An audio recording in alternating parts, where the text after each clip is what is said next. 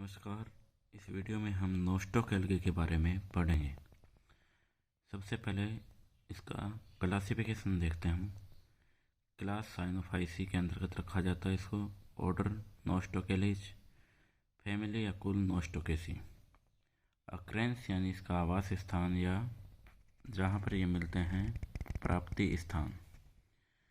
ये अलवणीय जल एवं स्थलीय आवासों में पाए जाते हैं। अलवणीय जल का मतलब है स्वच्छ जल में, नदी या तालाब में मिलते हैं।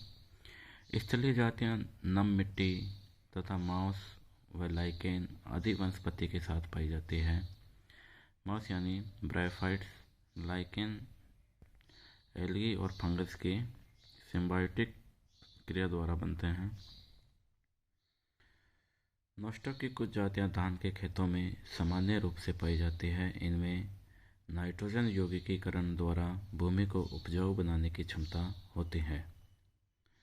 नोस्टॉक में यानी हेटेरोसिस्ट सेल्स होती हैं, जिनके द्वारा इनमें नाइट्रोजन फिक्सेशन की क्षमता आ जाती है और ये नाइट्रोजन यौगिकीकरण करके यानी वायुमंडलीय नाइट्रोजन का स्थिरीकरण मृदा में करके भूमि को उपजाऊ बनाती हैं।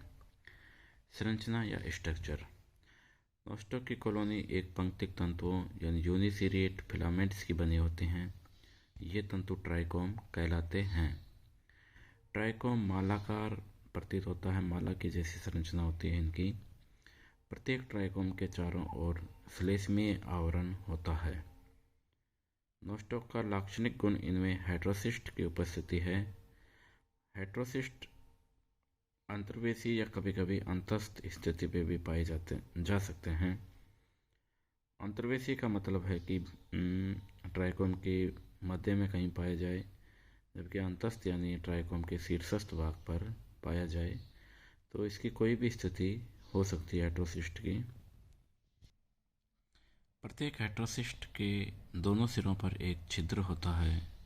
दोनों सिरों पर यानी एक एक छिद्र होता है, जैसे कि हम चित्र में देख रहे हैं। इंटरकैलरी हेटेरोसिस्ट है ये, जिनके द्वारा समीपस्थ कोशिकाओं का इसका संपर्क बना रहता है। नोस्टॉक की अगर संरचना हम देखें तो इसकी जो ट्राइकोम होता है वो मालाकार संरचना होती है उसकी, जिसमें कोशिकाओं के चारों ओर म्यूसिलेज यानी श्लेष में आवरण होता है। और सेल स्ट्रक्चर के बारे में अध्ययन करें हम तो इसकी जो कोशिका भित्ति होती है वो म्यूकोपेप्टाइड की बनी होती है। इसका जीवद्रव्य यानी प्रोटोप्लाज्म दो पार्ट्स में डिवाइडेड होता है, क्रोमोप्लाज्म और सेंट्रोप्लाज्म।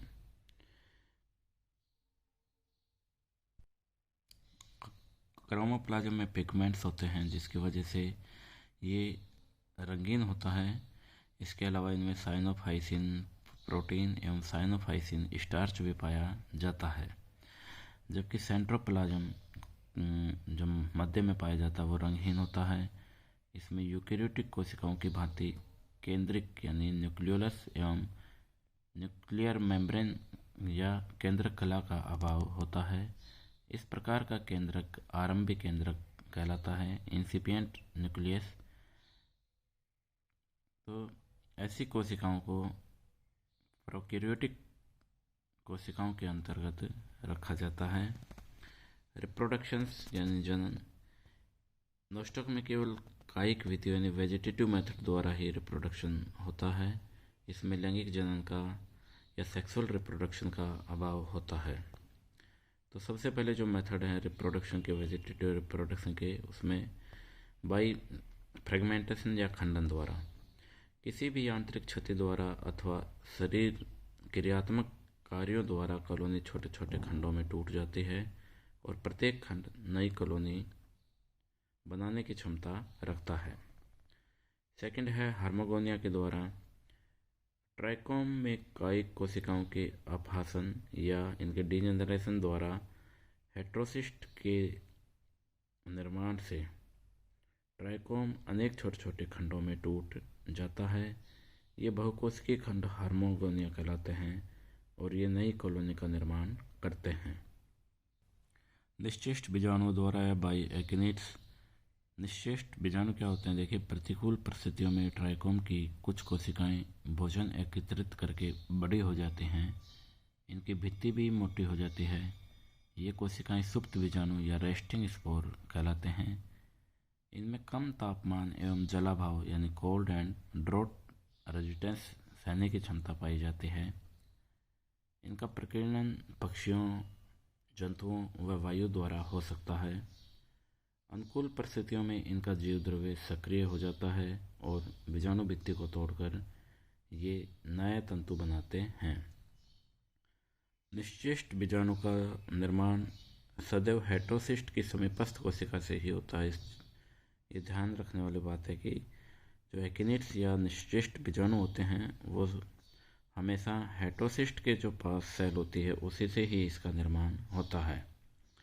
हेटेरोसिस्ट द्वारा नोस्टोक्रोमियम जैसी जातियों में हेटेरोसिस्ट निष्क्रिय बीजाणुओं के रूप में कार्य करते हैं।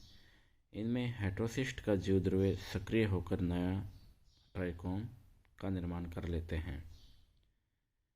नेक्स्ट है अंतःबीजाणु द्वारा या बाई एंडोस्पोर द्वारा। नोस्टोक की कुछ जातियों जैसे नोस्टोक माइक्रोस्कोपिकम में हेटेरोसिस्ट की अंतर्वस्तुएं विभाजित होकर एंडोस्पोर या अंतःबीजाणु बनाती हैं। उसके बाद हेटेरोसिस्ट के विघटन से इन अंतःबीजाणुओं का विमोचन हो जाता है और प्रत्येक अंतःबीजाणु अंकुरित होकर नया ट्राइकोम बनाता है। धन्यवाद।